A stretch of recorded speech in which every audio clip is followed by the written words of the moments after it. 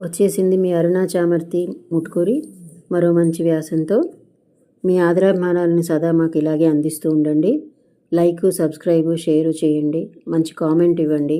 మీకు మంచి అనిపించిన ఏదైనా నచ్చని పాయింట్ ఉన్నా మీరు క్వశ్చన్ చేస్తే నేను ఆన్సర్ ఇస్తాను. ఇక విషయంలోకి వెళ్దామా? ఎన్నో వ్యయ ప్రయాసలకు ఓర్చుకొని సాధించిన రాష్ట్రం తెలంగాణ రాష్ట్రం. ఆ రాష్ట్రంలోని అతిపెద్ద గిరిజన జాతర రాష్ట్ర పండుగగా ప్రకటించారు అంటేనే దాని ప్రాముఖ్యతను అర్థం చేసుకోవచ్చు. అదే సమ్మక్క సారలమ్మ జాతర. అసలు తెలంగాణలో సంక్రాంతి మొదలు ఉగాది వరకు అనేక జాతరలు జరుగుతూనే ఉంటాయి. ఐనవోలు, కొమ్మాల, కొమరెల్లి, కొండగట్టు ఇలా. అయితే ఈ సమ్మక్క సారలమ్మ జాతర మాత్రం తెలంగాణ కుంభమేళాగా చెప్పుకోబడుతూ ఎక్కడెక్కడి వారు లక్షల్లో వస్తారని ప్రతీతి. ఇది 2 ఏళ్లకు ఒకసారి జరిగే జాతర. ఇలాంటి జాతర ఇంకెక్కడా ఉండదు. 2 ఏళ్లకు ఒకసారి జరుగుతుంది. ములుగు జిల్లా తాడ్వాయి మండలంలో మొదట్లో గిరిజనులు మాత్రమే 1940 దాకా జరుపుకునేవారు. ఎందుకంటే ఇది నిజానికి గిరిజనుల పండుగగా మొదలైంది. దాదాపు 900 సంవత్సరాల చరిత్ర కలిగిన జాతర ఇది. ఇప్పుడు వారు వీరని భేదం లేకుండా తెలంగాణలోనే కాదు, మహారాష్ట్ర, ఛత్తీస్గఢ్, ఒరిస్సా, మధ్యప్రదేశ్ నుంచి కూడా ప్రజలు తరలి వస్తారంటే అతిశయోక్తి కాదు. అసలు తెలంగాణ ప్రజలు ఏ దేశంలో ఉన్నా 2 ఏళ్లకు వచ్చే ఈ జాతరకి రావడానికి ఆసక్తి చూపడమే కాదు, తప్పనిసరిగా వచ్చే ప్రయత్నం చేస్తారు కూడా. అయితే మొదట్లో కేవలం గిరిజన జాతరగా చిలకల గుట్టపైన మొదలైన ఈ పండగ తెలంగాణ కుంభమేళాగా క్రమంగా తండోపతండాలుగా జనం పోటెత్తడంతో కొండ కింద జాతర ప్రక్రియ మొదలుపెట్టారు. అయితే ఇంతమంది భక్తి విశ్వాసాలు కనబరిచే ఈ జాతరలోని ప్రధానమైన సమ్మక్క సారలమ్మ మానవులుగా ఉండి దేవతలుగా మారినవారు. ఇలాంటి వారిని పేరెంటాళ్ళు అని పిలుస్తారు. అయితే సమ్మక్క మాత్రం కారణ జన్మరాలుగా, దైవాంశ సంభూతురాలుగా చెప్పే ఘటన ఒకటి ఉంది. పసితనంలో చుట్టూ పులులు కాపలా ఉండగా వేటకి వచ్చిన మేడరాజుకి కనిపించిందట సమ్మక్క పసిపిల్లగా. పిల్లలు లేని అతను ఆమెను తెచ్చి పెంచుకున్నాడు. ఆమె హస్తవాసి మంచిదనే నమ్మకం ప్రజల్లో ఆమె పెరిగే కొద్దీ బలపడసాగింది. ఎందుకంటే ఆమె చేత్తో ఇచ్చే ఆకుపసరికి ఎలాంటి రోగమైనా తగ్గిపోయేదట. ఆమె ఎదిగిన తర్వాత తన మేనల్లుడు పడిగిద్దరాజుకి ఇచ్చి పెళ్లి చేశాడు గోవిందరాజు. వారి సంతానమే సారలమ్మ. సారలమ్మకి తోడబుట్టిన వారే నాగులమ్మ సోదరి జంపన్న అనే సోదరుడు ఉన్నారు. రాజ్య విస్తరణ ఆసక్తితో ప్రతాపరుద్ర మహారాజు పొలవాసపై దండెత్తగా యుద్ధంలో వారి ధాటికి నిలవలేక మేడరాజు మేడారం పారిపోయి అజ్ఞాతంగా ఉండిపోయాడు. కాకతీయుల సామంతుడైన పడిగిద్దరాజు కూడా కరువు వల్ల కప్పం కట్టలేకపోవడంతో మేడరాజుకి ఆశ్రయం కల్పించడం అనే కారణంగా కోయ గిరిజనులను రాజ్యానికి వ్యతిరేకంగా నూరిపోస్తున్నాడు అని ఎవరో ఎక్కించడం వల్ల రాజ్యాధికార నేరం కింద అతనిపైకి యుద్ధానికి వస్తాడు ప్రతాపరుద్రుడు. ఆ రోజు మాఘ శుద్ధ పౌర్ణమి రోజు. అప్పుడు వారి సాంప్రదాయ ఆయుధాలతో తమ పిల్లల ముగ్గురితో సైన్యంతో కలిసి పడిగిద్దరాజు, సమ్మక్క యుద్ధానికి తలపడతారు. వీరు ఆరితేరిన గెరిల్లా యుద్ధ వీరులు.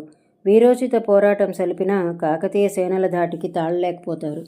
పడిగిద్దరాజు, సారలమ్మ, నాగులమ్మ, గోవిందరాజులందరూ యుద్ధంలో మరణిస్తారు. ఆ వార్త తెలిసి అవమాన భారంతో అందర్నీ కోల్పోయిన బాధతో సంపంగి వాగులో దూకి జంపన్న కూడా మరణిస్తాడు. ఆ వాగే కాలక్రమంలో జంపన్న వాగుగా పిలువబడుతోంది. ఇక సమ్మక్క ఒక్కతే వీరోచిత పోరాట పటిమ కనబరుస్తూ సేనల్ని ముప్పు తిప్పలు పెడుతుంది. ఎంతగా అంటే ఆ గిరిజన స్త్రీకి ఇంత యుద్ధ నైపుణ్యం ఎలా అని ప్రతాపరుద్రుడే ఆశ్చర్యపోయాడని అంటారు. చివరికి శత్రుసేనల తాకిడికి గాయాల పాలైన సమ్మక్క రక్తధారలతో చిలకల గుట్టపైకి వెళ్ళి అదృశ్యమైపోతుంది. ఆమెను అనుసరించి వచ్చిన అనుచరులకు ఆ ప్రాంతంలో పుట్ట, పసుపు, కుంకుమలు గల భరిణగా కనబడిందట.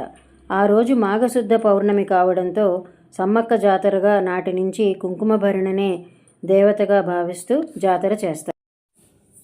మొదట్లో 2 పెద్ద అరుగులపైన మధ్యలో ఒక కర్రలా పాతి సమ్మక్క సారలమ్మ గద్దెలుగా భావిస్తూ వేడుక జరుపుకునేవారు.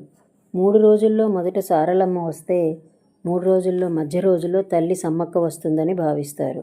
ఆ రోజున చిలకల గుట్టపై నుంచి కుంకుమ భరిణ తెచ్చి పెడతారు. గాజులు, పసుపు, కుంకుమ, జాకెట్ పీసులు, చీరలు ఇలా ఇంటి ఆడపడుచుగా భావిస్తూ ఇచ్చేవారు అనేకం. క్రమంగా ఆ అరుగుల చుట్టూ ఇనప గ్రిల్లును ఏర్పాటు చేశారు. అయితే ఈ సంవత్సరం మాత్రం ఆ గ్రిల్లును కూడా తీసివేసేశారు. అక్కడికి వెళ్ళడానికి ముందే చరిత్రను వివరించేలా బొమ్మలతో కొత్త నిర్మాణాన్ని చేపట్టారు. సంస్కృతి పరిరక్షణ చర్యగా ఇది అందరి మన్ననలో అందుకుంటోంది ఈ ప్రభుత్వపు చర్య. బంగారమే అక్కడ ప్రసాదం అంటే బెల్లాన్ని బంగారంగా భావిస్తూ మొక్కులున్నవారు తమ ఎత్తు అంటే ఎవరి గురించి మొక్కుతారో వారంత బరువు బెల్లం సమర్పించి కొంత అక్కడ ఉంచి మిగిలింది అందరికీ పంచుతారు. అయితే బాగా రద్దీగా ఉన్నప్పుడు కొబ్బరికాయలు విసిరేయడంతో భక్తులకే కాక ఉద్యోగ నిర్వహణలో ఉన్న రక్షక భటులు సైతం ఎన్నోసార్లు తలలు పగలడం లేదా దెబ్బలు తగిలించుకోవడం స్వయంగా మాకు తెలుసు. వరంగల్ నుండి మేడారం వరకు ఈ మధ్యన హెలికాప్టర్ సేవలు 10 రోజుల పాటు అందుబాటులోకి తీసుకొచ్చారు. అంతేకాదు ఆకాశంలో నుంచి చూసేలాగా జాయ్ రైడ్స్ ఏర్పాటు చేశారు. అయితే ఇది కొంచెం ఖరీదుతో కూడుకున్నదే.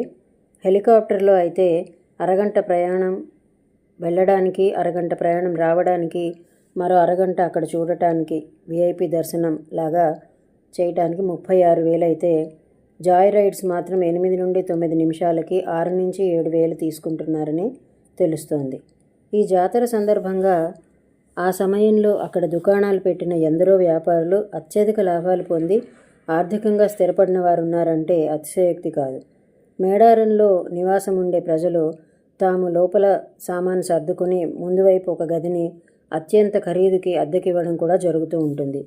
అయితే ప్రభుత్వం వాహనాలు నిలిపేందుకు, కాలకృత్యాలకు, స్నానం చేయటానికి ఏర్పాట్లు చేసింది మాత్రం హర్షణీయం. అయినా ఎన్ని ఏర్పాట్లు చేసినా లక్షల మంది రావడం వల్ల చాలామంది కోళ్లని బలి ఇవ్వటం, మేకలను బలి ఇవ్వటం ఇలా చేయడం వల్ల, అదే కాక మలమూత్రాదులు వీటితో తర్వాత గ్రామంలోని వారు అక్కడ ఉండలేక ఆ దుర్గంధానికి చుట్టాలు ఇళ్లకు వెళతారని వినికిడి.